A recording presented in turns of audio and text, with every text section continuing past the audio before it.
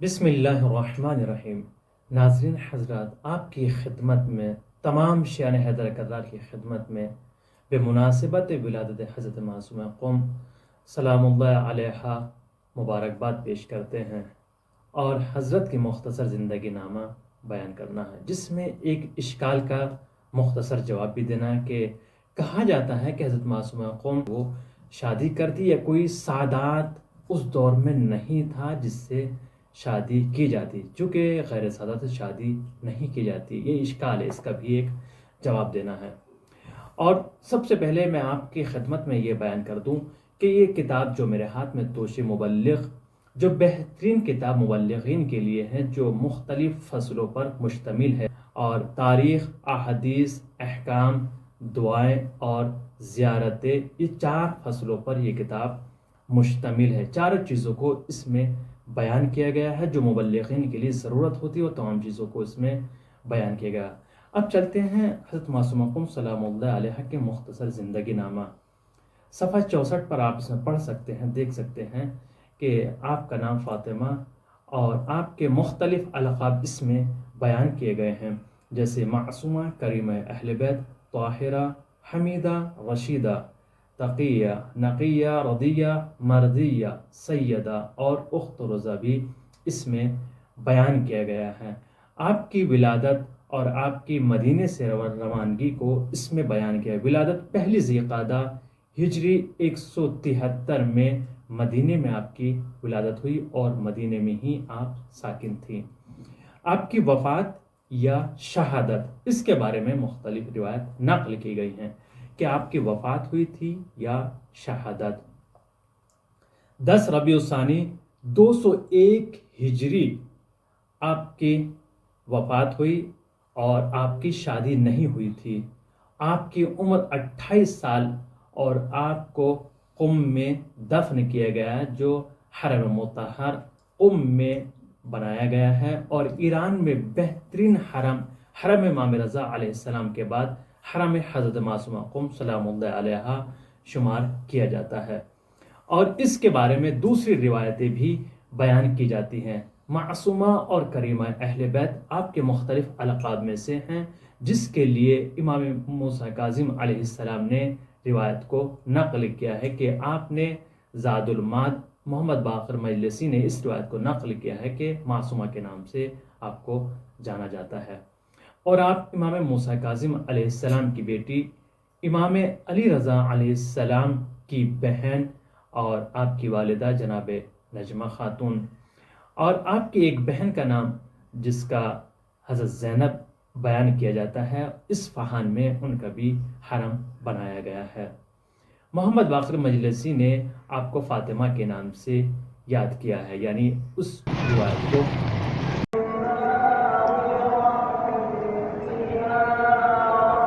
اور دوسرے حضرت فاطمہ معصومہ سلام اللہ علیہا کو آج کریمہ اہل بیت کے نام سے بھی جانا جاتا، اور یہ القاب میں سے ایک مشہور و معروف لقب ہے، جس کو سید محمود مرعشی نجفی کے والد محترم آیت اللہ مرعشی نجفی نے بھی اس کی تائید کیا کہ آپ کا مشہور و معروف لقب کریمہ اہل بیت ہے۔ 201 ہجری قمری میں مدینے سے روانہ ہوئی تھی اپنے بھائی سے ملاقات کے لیے، اور جس کے لیے روایت بھی بیان کی گئی ہے۔ روانہ کیوں ہوئی تھی؟ کیونکہ امام رضا علیہ السلام نے درخواست یا خط حضرت معصومہ قم سلام اللہ علیہ کے پاس بھیجا تھا، خراسان کی طرف اپنا سفر جاری رکھا تھا، اور راستے میں بیان کیا جاتا ہے، روایت نقل کی گئی جس کو علامہ مجلسی نے یا دوسرے علماء نے نقل کیا ہے کہ آپ راستے میں طبیعت خراب ہونے کی وجہ سے، بیمار ہونے کی وجہ سے آپ کی وفات ہو گئی، لیکن بعض علماء نے، سید جعفر مرتضیٰ عاملی نے اس کو رد کیا ہے کہ آپ بیماری کی وجہ سے آپ کی وفات نہیں ہوئی تھی، بلکہ ملعون بادشاہ وقت کے سپاہیوں کے زہر دینے کی وجہ سے آپ کی شہادت واقع ہوئی۔ جب اہل قم کو معلوم ہوا کہ آپ شہر ساوا میں ہیں اور آپ مریض ہو گئی ہیں، چاہے زہر کی بنا پر ہو یا سفر کی طولانی مدت کی بنا پر ہو، تو اہلی قم آپ کے پاس آئے اور آپ کو اپنے گھر لے کر آئے، یعنی قم میں لے کر آئے، جس کا نام بیان کیا تھا موسیٰ بن خزرج اشعری قبیلے نے آپ کو اپنے گھر پر رکھا، اور 17 دن بعد آپ کی وہاں پر وفات ہو گئی، اور آپ کو قبرستان بابلان میں دفن کیا گیا، جو آج حرم مطہر حضرت معصومہ قم سلام اللہ علیہ کے نام سے جانا جاتا ہے۔ اور آپ کے لیے یہ بھی بیان کیا سید جعفر مرتضی عاملی نے کہ آپ کو شہر ساوا میں مسموم کیا گیا تھا۔ یہ شہر ساوا وہ شہر ہے جو قم سے تقریباً 81 کلومیٹر دوری پر ہے، اور یہ ایران کا تاریخی شہر ہے، اور جمعیت کے اعتبار سے بھی شاید یہ دوسرا شہر شمار کیا جاتا ہے۔ اور باقر شریف قریشی جو شیعہ مورخین میں سے ایک بزرگوں میں شمار کیا جاتا ہے، وہ اپنی کتاب جوہر الکلام فی مدح سعد العالم میں نقل کرتے ہیں حضرت معصومہ قم کے سفر کو۔ وہ امام رضا کے نامے کے مطابق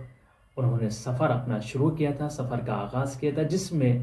تعداد جو بیان کی گئی ہے 200 سے 300 افراد حضرت معصومہ قم سلام اللہ علیہ کے ہمراہ تھے، جو ایک چھوٹا سا قافلہ لے کر علامہ مجلسی نے کتاب زاد المعاد بحر الانوار اور تحفۃ الزائر میں حضرت معصومہ قم سلام اللہ علیہ کی زیارت کو نقل کیا ہے، جو حضرت فاطمہ قم سے مخصوص ہے۔ اخت رضا کے نام سے ایک فلم بنائی گئی ہے، جس میں حضرت معصومہ قم مدینے سے خراسان کا سفر بھی دکھایا گیا ہے، اور وہ ایران میں نشر ہو چکی ہے۔ تاریخ یعقوبی نقل کرتی ہے، جو قرن سوم ہجری میں لکھی گئی ہے، کہ امام موسیٰ کاظم علیہ السلام نے وصیت کی تھی اپنی بیٹی کو آپ شادی نہ کرنا، در حال کہ یہ روایت غلط بیان کی جاتی ہے، کہ یہ روایت صحیح نہیں ہے، چونکہ یہ روایت سنت رسول اکرم صلی اللہ علیہ وآلہ وسلم کے خلاف بیان کی جا رہی ہے، چونکہ حضرت کی سنت یہی ہے کہ شادی کرنا ایک سنت مؤکدہ ہے۔ تو ایک امام کس طریقے سے اس کو رد کر سکتے ہیں یا اس طریقے کی وصیت کر سکتے ہیں؟ کہا جاتا ہے حضرت فاطمہ معصومہ قم نے شادی نہیں کی تھی، اس کی وجہ یہ بیان کی جاتی ہے، لیکن اس کی وجہ یہ نہیں تھی۔ اس کی وجہ جو کتاب کافی میں بیان کی گئی، امام موسیٰ کاظم علیہ السلام سے بھی نقل کی گئی ہے، اور دوسرے علماء نے بھی اس کو بیان کیا ہے، چونکہ اس دور میں شیعوں کے اوپر تشدد اور ظلم کیا جا رہا تھا۔ مامون، ہارون رشید جو ملعون حکام وقت تھے، ان کی طرف سے شیعوں پر بہت مظالم ڈھائے جا رہے تھے۔ اتنا بھی حق نہیں تھا کہ امام کے گھر کی طرف جائیں، اتنی کسی کی جرأت نہیں ہوتی تھی۔ اسی وجہ سے معصومہ قم شادی نہیں کر پائی، یہ علت بیان کی جاتی ہے۔ ایسا نہیں تھا کہ وہاں پر سعادات نہیں تھے یا کوئی ہمسر یا شوہر نہیں تھا، نہیں، حالات اتنے خراب تھے۔ حضرت امام موسیٰ کاظم علیہ السلام کے گھر کا محاصرہ کیا گیا تھا، نظر میں رکھا گیا تھا، حکومت نے نظر میں رکھا تھا کہ کون گھر میں جا رہا ہے اور کون گھر میں نہیں جا رہا ہے، جو جاتا تھا اس کو قتل کر دیتے تھے۔ اتنی شدت اس دور میں شیعوں پہ کی جا رہی تھی، اسی لیے معصومہ قم شادی سے محروم رہی، یہی بیان کیا جاتا ہے۔ دوسری